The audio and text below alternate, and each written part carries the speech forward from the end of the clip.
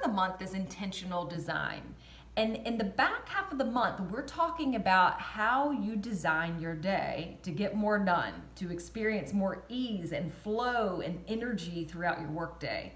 And here is a pro tip for you that I learned from some of the best who really manage their schedules well. You probably don't like meeting with people all over your calendar all day, every day, and rushing from one side of town to the other. So the first thing that you want to do is take a peek in your calendar and really understand when you want to be meeting with people. Because there are windows of time where you really need to be in your office, in flow state, doing some of that deep work, getting it done.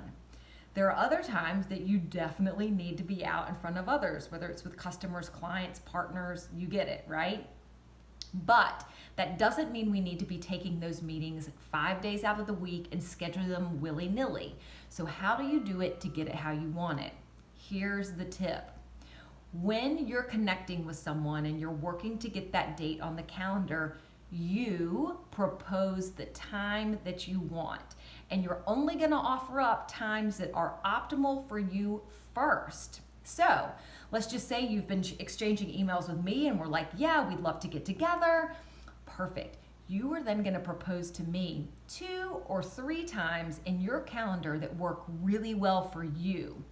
And you're not going to say anything else because now we're assuming that that other person's going to meet us there. Now, of course, they may come along and say, oh, actually, I can't. Can you do?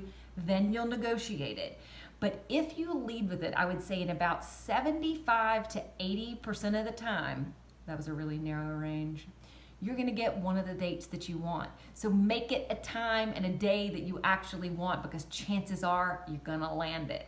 All right, I hope that helps. If you have any questions about getting more out of your day, having a more intentional schedule, let me know. I'll talk to you soon.